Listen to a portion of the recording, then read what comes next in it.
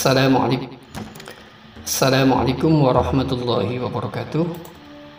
Kali ini saya akan membahas tokoh ulama terkenal pada masa Daulah Abbasiyah, yaitu Imam Abu Hanifah atau terkenal dengan Imam Hanafi, yaitu pendiri mazhab Hanafi. Beliau adalah termasuk ulama fikih yang populer saat itu dengan sebutan Imam Mazhab, atau bisa dikenal dengan salah satu ulama Madzhabul Arba'ah. Nama aslinya adalah Nu'man bin Tsabit bin Juta, dikenal sebagai Abu Hanifah. Lahir di Kufah, Irak pada tahun 80 Hijriah atau 699 Masehi dan wafat di Baghdad, Irak pada tahun 1550 Hijriah atau 768 Masehi sebagai pendiri mazhab Hanafi. Secara keseluruhan, Abu Hanifah hidup selama 70 tahun dalam hitungan kalender Hijriah. Oke, langsung saja kita bahas sejarah Imam Hanafi versi kisah cerita anak-anak. Imam Hanafi dilahirkan di kota Kufah, Irak pada tahun 80 Hijriah. Nama lengkapnya adalah Nu'man bin Tsabit bin Jauta bin Mah. Ayahnya Tsabit bin Jauta adalah seorang saudagar pakaian terkaya di kota Baghdad. Sejak kecil Nu'man sudah bisa berdagang. Ia selalu diajak ayahnya berdagang di pasar Kufah. Pada suatu hari, datanglah seorang ulama kota Kufah ke tokonya. Waktu itu Nu'man sedang membantu ayahnya. Setelah bercakap-cakap dengan ayahnya, ulama itu berkata, "Wahai Nu'man, aku sangat mengagumi kecerdasanmu. Sebaiknya gunakanlah waktumu untuk menuntut ilmu." Sejak hari itu, Nu'man tidak lagi mendampingi ayahnya berjualan. Ia mulai mendatangi para ulama di kota Kufah. Kepada mereka, Nu'man belajar berbagai ilmu. Ayah Nu'man menyiapkan berbagai kebutuhannya. Misalnya, sang ayah memberikan tinta, pena, buku catatan, dan berbagai kitab ilmu pengetahuan. Dorongan ayahnya membuat Nu'man semakin bersemangat belajar. Kemana saja pergi, Nu'man selalu membawa-bawa tinta. Ia selalu menggunakannya untuk mencatat berbagai ilmu pengetahuan. Konon, karena kebiasaannya ini, Nu'man mendapat gelar Abu Hanifah. Artinya, orang yang suka membawa-bawa tinta. Dalam bahasa Irak saat itu, Hanifah berarti tinta. Kelak, setelah menjadi ulama besar, ia dipanggil dengan nama Imam Abu Hanifah atau Imam Hanafi. Giat menuntut ilmu. Ketika menginjak dewasa, Nu'man alias Abu Hanifah sudah mengembara ke berbagai pelosok negeri Baghdad. Tujuannya untuk menuntut ilmu. Para ulama yang pernah ia datangi jumlahnya sekitar 200 orang. 7 orang diantaranya adalah para sahabat Nabi SAW. Di antara para guru Abu Hanifah yang sangat dikaguminya adalah Ja'far As-Shadiq. Ia adalah seorang ulama keturunan Rasulullah SAW. Mengenai gurunya ini, Abu Hanifah berkata, "Seandainya bukan karena 2 tahun menuntut ilmu kepada Imam Ja'far, tentu seluruh hidupku akan hancur." Para gurunya sangat mengagumi kecerdasan Abu Hanifah. Karena itu, ia sering diminta untuk mewakili mereka. Misalnya, seperti yang dilakukan Imam Hamad bin Abu Sulaiman. Jika berhalangan hadir, beliau akan meminta Abu Hanifah untuk menggantikannya mengajar. Karena itu, ilmu pengetahuan Abu Hanifah semakin matang dan berkembang. Seorang sahabatnya bernama Imam Ibnu Mubarak melontarkan pujian. "Sahabatku Abu Hanifah adalah orang yang sangat pandai dalam ilmu hadis dan ilmu fikih." Demikian pula Imam Mughirah, salah seorang ulama saat itu, berkata kepada murid-muridnya, "Belajarlah kalian kepada Abu Hanifah, tentu kalian akan pandai." Walaupun dipercaya oleh gurunya, Abu Hanifah tidak menjadi sombong. Ia semakin rendah hati semangat belajar pun semakin meningkat. Kepada murid-murid yang diajarnya, Abu Hanifah memberi kebebasan berpendapat. Ia tidak suka jika mereka mengikuti pendapatnya begitu saja. Ia ingin murid-muridnya belajar mengemukakan pendapatnya sendiri tanpa takut dicela orang lain. Kalian jangan takut dicela orang lain, sepanjang pendapat kalian tidak bertentangan dengan Al-Quran dan hadis Nabi Shallallahu Alaihi Wasallam. Demikian Abu Hanifah menasihati mereka. Demikian pula, jika kalian mengetahui bahwa pendapatku ternyata bertentangan dengan Al-Quran dan hadis Nabi Shallallahu Alaihi Wasallam, tinggalkanlah. Karena boleh jadi pendapat yang kusampaikan tidak semuanya benar, lalu bahkan semuanya bisa salah, kata Abu Hanifah melanjutkan nasihatnya. Abu Hanifah sangat senang jika di antara muridnya ada yang menentang pendapatnya. Coba kemukakan kepadaku, apa yang membuatmu tidak setuju dengan pendapatku? Katanya dengan lemah lembut. Lalu terjadilah diskusi di antara mereka berdua. Abu Hanifah menjelaskan sampai muridnya tersebut puas. Dengan cara mengajar seperti ini, kelak murid-murid Abu Hanifah menjadi ulama terkemuka di daerahnya masing-masing. Selain pandai dalam ilmu agama, Abu Hanifah pun pandai dalam ilmu pengetahuan umum. Karena itu, kerap kali ia memiliki ide yang menarik dan bermanfaat. Karya Abu Hanafi yang sangat mengagumkan adalah ditemukannya cara membuat ubin yang kokoh. Pertama-tama ia menggali tanah untuk mengambil bagian bawahnya yang belum tercampuri pasir. Kemudian tanah tersebut dimasukkan ke dalam pencetak ubin yang dibuat dari kayu. Setelah tanah yang sudah dicetak tersebut kering, lalu dibakar sampai berwarna merah, jadilah kemudian ubin-ubin yang indah dan kokoh. Khalifah An-Mansur yang saat itu berkuasa di Baghdad sangat tertarik dengan ubin-ubin karya Abu Hanifah. Ia memesan beribu-ribu ubin kepada Abu Hanifah. Khalifah Al-Mansur menggunakan ubin tersebut untuk melapisi benteng-benteng yang ada di kota Baghdad. Khalifah sangat senang melihat bentengnya menjadi cantik dan indah. Karena karyanya ini, Abu Hanifah mendapat pujian dan penghormatan dari masyarakat Baghdad. Ia pun mendapat keuntungan yang melimpah ruah. Keuntungan itu ia bagikan kepada semua muridnya dan kepada fakir miskin di kota Baghdad. Menjadi mufti dan ulama besar. Kepandaian dan keluasan ilmu Abu Hanifah semakin dikenal luas seorang ulama besar kota Kufah. Ia mendapat gelar imam. Masyarakat pun berduyun-duyun menuntut ilmu kepadanya. Bahkan ketika mufti Kufah Imam Ibrahim An-Nakhai wafat, masyarakat sepakat untuk mengangkat Imam Abu Hanifah atau Imam Hanafi sebagai penggantinya. Imam Hanafi semakin terkenal sebagai seorang mufti dan ulama besar. Sebagai seorang mufti, Imam Hanafi senantiasa didatangi orang yang ingin meminta fatwa kepadanya. Misalnya, pada suatu hari, datanglah seorang laki-laki melaporkan tindakan tetangganya. Tetangganya itu menggali sumur di dekat temboknya. Ia mengadu bahwa sumur tersebut mengganggu lingkungan tempat tinggalnya. Imam Hanafi menganjurkan orang itu berkata kepada tetangganya dengan baik. Laki-laki itu pun melaksanakan apa yang dianjurkan beliau. Ia mendatangi tetangganya dengan baik-baik. Ia meminta tetangganya menimbun sumur itu. Tetangga laki-laki itu menerima permintaannya. Demikian cara Imam Hanafi menyelesaikan masalah yang terjadi dalam masyarakatnya.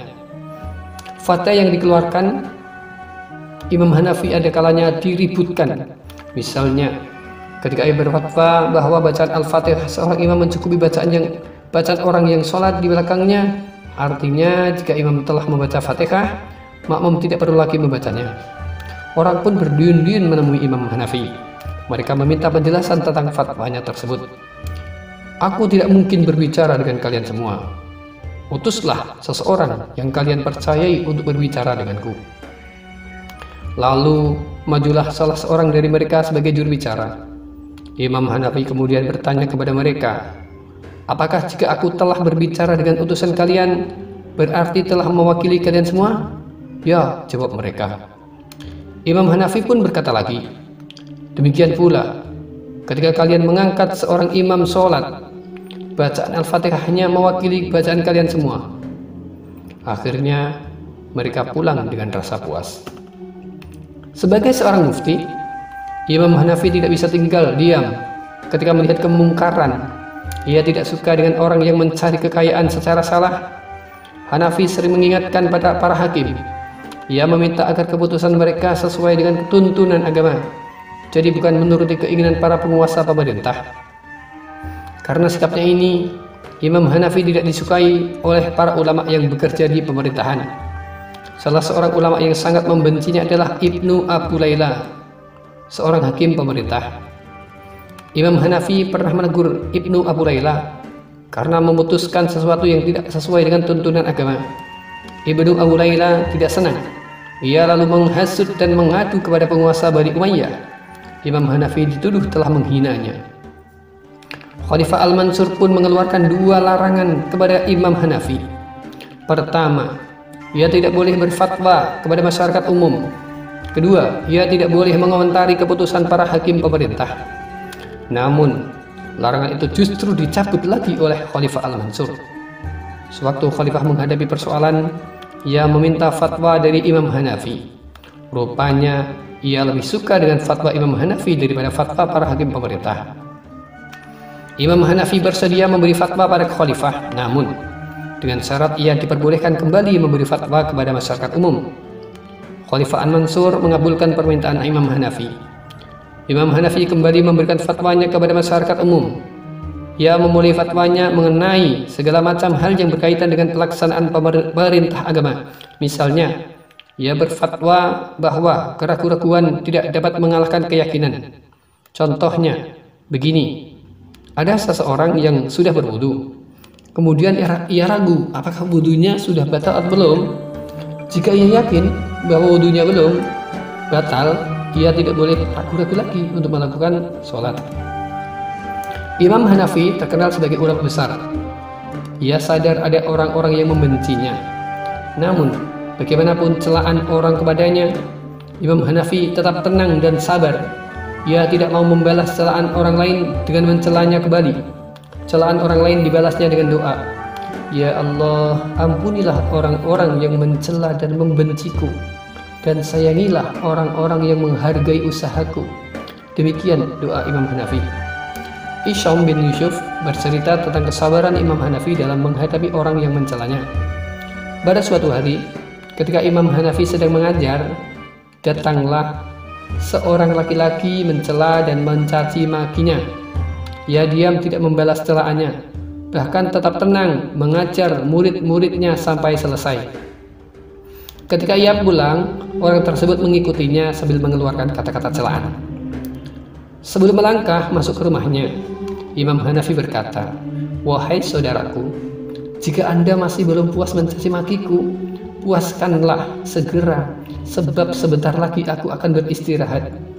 Melihat kesabaran dan ketenangan Imam Hanafi, orang tersebut merasa malu. Ia kemudian meminta maaf. Imam Hanafi mau memaafkannya. Kepribadian sang imam. Kepribadian Imam Hanafi yang paling menonjol adalah pendiam. Ia tidak suka membicarakan hal yang tidak berguna. Pembawaannya tenang dan tampak selalu berpikir. Selain itu, ia pun ramah terhadap orang lain. Rajin bekerja, tidak suka berteman dengan sembarang orang, dan hanya mau berteman dengan orang yang baik akhlaknya. Imam Hanafi berbadan sedang, wajahnya tampan, dan pandangannya sangat tajam. Dari wajahnya terpancar kecerdasan yang dimilikinya. Jika berpakaian, ia selalu memakai pakaian yang bersih dan diberi wangi-wangian. Sampai-sampai para sahabatnya tahu kehadiran Imam Hanafi ketika mencium harum bajunya.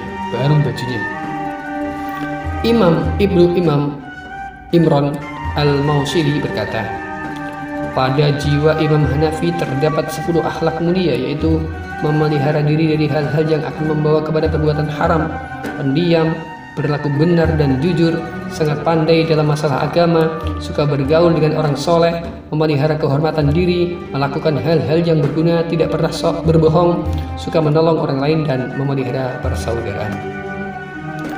Imam Hanafi adalah orang yang sangat wara. Wara artinya menjaga diri agar tidak terjerumus kepada hal yang belum jelas halal dan haramnya. Selama 7 tahun ia tidak makan daging kambing. Penyebabnya karena kambing-kambing yang terdapat di kota Kufah bercampur dengan kambing hasil rampasan perang. Demikian pula ketika ia mendapat hadiah 10.000 dirham dari seorang pejabat pemerintah, uang sebanyak itu disimpannya di sudut rumah, tidak dipergunakan atau disedekahkan. Ia khawatir uang tersebut adalah uang haram. Setelah beliau wafat, uang tersebut kembalikan lagi kepada si pemberinya. Dari segi ibadahnya, Imam Hanafi adalah seorang yang takwa kepada Allah. Setiap malam ia tidak pernah tidur nyenyak. Waktunya dihabiskan untuk beribadah kepada Allah. Ia banyak mengerjakan sholat sunnah dan banyak membaca Al-Quran sampai tamat. Beberapa orang muridnya yang pernah tinggal di rumahnya bercerita, Imam Hanafi selama 40 tahun mengerjakan sholat isya dan subuh dengan sekali wudhu. Sebab setelah sholat isya ia jarang tidur sampai fajar tiba. Jika mengerjakan sholat malam, Imam Hanafi selalu menangis sambil berdoa, Ya Allah, limpahkanlah rahmatmu kepadaku pada saat engkau membangkitkan hamba-hambamu pada hari akhirat kelak. Jauhkanlah aku dari siksamu dan ampunilah dosa-dosaku. Pedagang jujur dan dermawan. Setelah ayahnya wafat, Imam Hanafi meneruskan usaha dagang pakaiannya. Ia membagi waktunya untuk berdagang dan menuntut ilmu. Dalam menjalankan usahanya, Imam Hanafi sangat dermawan. Ia tidak segan-segan memberikan pakaian kepada mereka yang tidak mampu membeli. Selain itu, ia pun sangat jujur. Misalnya, jika pada pakaian yang dijualnya terdapat cacat, ia akan memperlihatkannya. Jadi, pembeli tidak merasa ditipu dan dirugikan. Pada suatu waktu, Imam Hanafi hendak mengajar.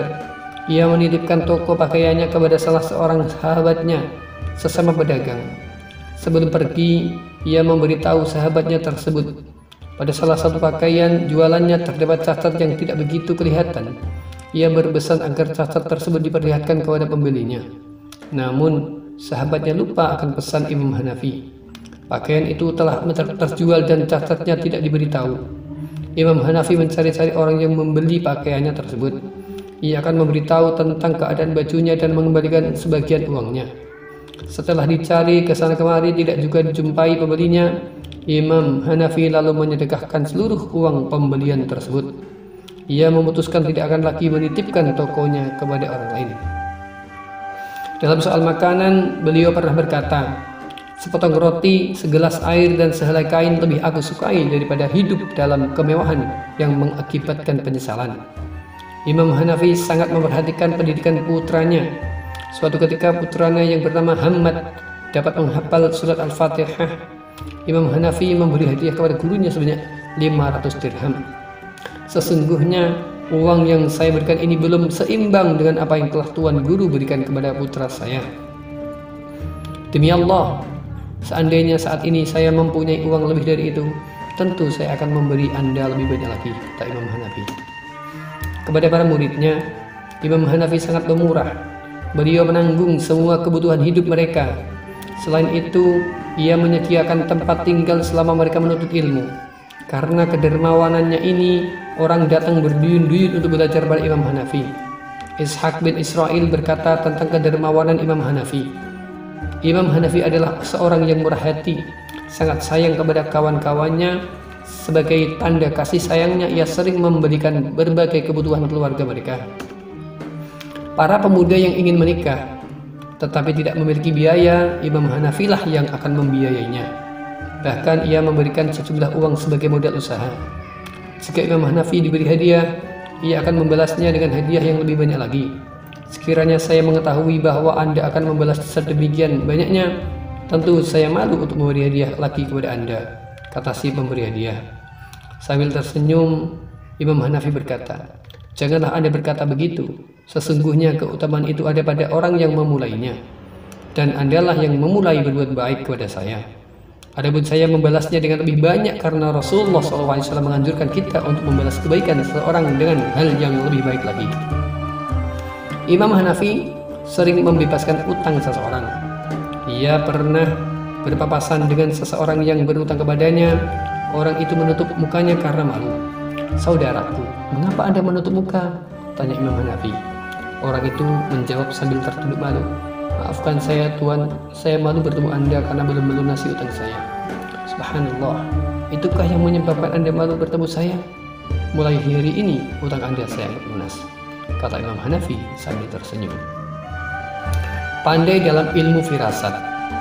Imam Hanafi memiliki kepandaian dalam ilmu firasat. Dengan sekali pandang saja ia dapat mengetahui sifat seseorang.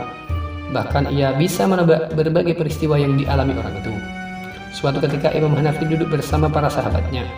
Lalu lewatlah seseorang di halaman masjid. Ia berkata kepada para sahabatnya, orang tersebut adalah orang asing. Dia seorang guru dan dalam saku bajunya ada permen. Seorang sahabatnya ingin membuktikan kebenaran ucapan Imam Hanafi. Ia berlari mengejar orang itu. Setelah ditanya, benarlah apa yang dikatakan Imam Hanafi. Orang itu adalah orang asing yang baru datang. Pekerjaan sehari-harinya mengajar, dan benar pula di sakunya ada permen. Pada kesempatan lainnya, Imam Hanafi berkata kepada salah seorang sahabatnya, wahai sahabatku, kelak beberapa tahun lagi engkau akan menduduki jabatan hakim. Beberapa tahun kemudian benarlah apa yang dikatakan Imam Hanafi. Sahabatnya tersebut diangkat menjadi seorang hakim. Kitab karya Imam Hanafi. Pada zaman sahabat Nabi SAW dan para tabi'in, ilmu fikih berlumlah tersusun. Hal ini sangat dikhawatirkan Imam Hanafi. Ilmu fikih kemungkinan akan hilang. Karena itu, ia segera menyusun pelajaran ilmu fikih dalam sebuah buku. Ia membahasnya dalam pasal demi pasal. Dengan demikian, para pelajar mudah untuk memahaminya. Imam Syafi'i berpendapat bahwa Imam Hanafi adalah gurunya para ulama ahli fikih pada masa itu. Semua orang yang belajar ilmu fikih pasti membaca kitab karangan Imam Hanafi. Kitab lainnya yang disusun Imam Hanafi adalah kitab Faraid. Isinya menguraikan pembagian harta warisan. Ada lagi kitab Asy-Syurut. Isinya membahas persoalan perjanjian dalam Islam. Berbagai pendapat Imam Hanafi dihimpun menjadi beberapa kitab oleh para sahabat dan muridnya. Misalnya kitab Al-Mabsud yang disusun oleh salah seorang muridnya, Imam Muhammad bin Hasan. Kitab tersebut berisi ribuan masalah keagamaan yang dibahas oleh Imam Hanafi. Cobaan buat sang imam. Dalam hidupnya, Imam Hanafi tidak luput mengalami penderitaan. Gubernur Irak Yazid bin Amr suatu ketika menawari jabatan kepadanya. Yazid merasa berhak untuk mengangkat siapa saja sebagai pegawainya. Imam Hanafi diangkat sebagai bendahara negara. Imam Hanafi menolak tawaran Yazid. Ia tidak mau terlibat dalam urusan pemerintahan. Ia berpendapat bahwa kepemimpinan Yazid sudah banyak menyimpang dari aturan agama. Karena itu, Imam Hanafi tidak mau terlibat dosa di dalamnya. Pada saat lain, Gubernur Yazid kembali menawari Imam Hanafi sebagai hakim. Imam Hanafi tetap pada pendiriannya. Karena penolakan ini, Yazid merasa kurang senang. Dia pun bersumpah, jika tawarannya ditolak lagi, ia akan memenjarakan dan menyiksa Imam Hanafi. Mendengar ancaman tersebut, beberapa sahabat Imam Hanafi menemuinya. Mereka membujuk agar Imam Hanafi menerima jabatan tersebut demi keselamatannya. Ya Hanafi, terimalah jabatan yang ditawarkan Gubernur Yazid. Kami mengkhawatirkan keselamatanmu jika engkau kembali menolaknya. Mendengar nasihat para sahabatnya, Imam Hanafi berkata tegas, demi Allah, aku tidak sudi menerima jabatan itu, sekalipun aku harus dihukum dan disiksa. Akhirnya, Gubernur Yazid menangkap Imam Hanafi. Imam Hanafi dipenjara selama 2 minggu. Selama dalam penjara, Imam Hanafi dihukum dicambuk sebanyak 110 kali. Wajah dan badannya bengkak-bengkak. Sekalipun disiksa sedemikian rupa, ia menerimanya dengan sabar. Hukuman cemeti di dunia lebih baik bagiku daripada hukuman cemeti di akhirat kelak. Demikian ujar Imam Hanafi. Peristiwa menyedihkan itu terjadi pada tahun 130 Hijriah. Pemerintahan saat itu dikuasai keluarga Bani Umayyah, yaitu Marwan bin Muhammad. Pada tahun 132 Hijriah, terjadilah pergantian kekuasaan pemerintahan Islam. Bani Abbasiyah menggantikan Bani Umayyah. Abu Abbas As-Saffah diangkat menjadi kepala pemerintahan. Pada tahun 136 Hijriah, Abu Abbas As-Saffah meninggal dunia. Pimpinan pemerintahan dilanjutkan oleh saudaranya sendiri, yaitu Abu Ja'far Al-Mansur. Akhir kehidupan Imam Hanafi. Pada masa kepemimpinan Abu Ja'far Al-Mansur, Imam Hanafi kembali ditawari menjadi hakim. Abu Ja'far mengancam Imam Hanafi jika menolak tawarannya ia akan dipenjara. Dengan tegas, Hanafi menolak tawaran tersebut. Ia lebih suka masuk penjara daripada hidup di bawah kekuasaan orang lain. Demikian keadaan Imam Hanafi pada masa tuanya. Kehidupannya dilalui dengan keluar masuk penjara, siksaan demi siksaan tidak dialaminya. Namun, ia menerimanya dengan sabar. Ia yakin bahwa semuanya itu merupakan cobaan dari Allah. Setelah bebas, Imam Hanafi kembali membaktikan hidupnya untuk ilmu pengetahuan. Ia menghabiskan waktu sehari-harinya untuk mengajar. Kecintaan Hanafi terhadap ilmu pengetahuan tidak mungkin lepas dari jiwanya. Baru beberapa tahun menikmati kebebasannya, Abu Ja'far kembali memanggil Imam Hanafi. Kali ini yang dipanggil ke istana tidak hanya Imam Hanafi, tetapi juga Imam Sufyan Ats-Tsauri dan Imam Syariq An-Nakhai. Mereka masing-masing ditawari jabatan sebagai hakim di beberapa daerah di kota Baghdad. Abu Ja'far Al-Mansur mengancam mereka. Yang menolak tawaran tersebut akan dihukum. Karena khawatir terhadap hukuman itu, Imam Syariq An-Nakhai menerima jabatan tersebut. Adapun Imam Sufyan Ats-Tsauri dan Imam Hanafi menolaknya dengan tegas. Untuk menghindari hukuman dari Abu Ja'far, Imam Sufyan Ats-Tsauri melarikan diri ke negeri Yaman. Namun Imam Hanafi tetap tinggal dengan tenang. Ia kembali ditangkap para pengawal Abu Ja'far. Imam Hanafi yang sudah berusia lanjut datang menemuinya. Ia menangis melihat penderitaan yang dialami putranya. Wahai anakku tercinta, buanglah ilmu pengetahuan yang kau miliki itu. Selama ini tidak ada yang kau alami kecuali penderitaan demi penderitaan, kata ibunya sambil menangis pilu. Wahai ibunda, jika yang aku kehendaki adalah kemewahan hidup, tentu aku tidak akan dipenjara dan disiksa seperti ini. Namun yang aku kehendaki adalah keridhaan Allah semata. Wahai ibu, sedikit pun aku tidak akan meninggalkan ilmu pengetahuan yang selama ini aku pelihara, kata Imam Hanafi sambil berurai air mata. Selama dalam penjara, setiap hari Imam Hanafi mendapat hukuman cambuk. Badannya dari hari ke hari semakin melemah, namun hukuman berat itu sedikit pun tidak menggoyahkan keyakinannya. Abu Ja'far Al-Mansur akhirnya memutuskan untuk menghukum mati Imam Hanafi. Ia enggan membebaskan Imam Hanafi. Ia takut kalau Imam Hanafi bercerita kepada orang banyak, mungkin masyarakat Baghdad akan bangkit memberontak. Imam Hanafi lalu dihadapkan pada Abu Ja'far. Ia dipaksa untuk minum air yang sudah dicampur racun terlebih dahulu. Tidak berapa lama wafatlah sang imam di dalam penjara. Ia wafat pada bulan Rajab tahun 150 Hijriah atau tahun 767 Masehi dalam usia 70 tahun. Jenazahnya dimakamkan di daerah Al-Khayzaran di kota Baghdad.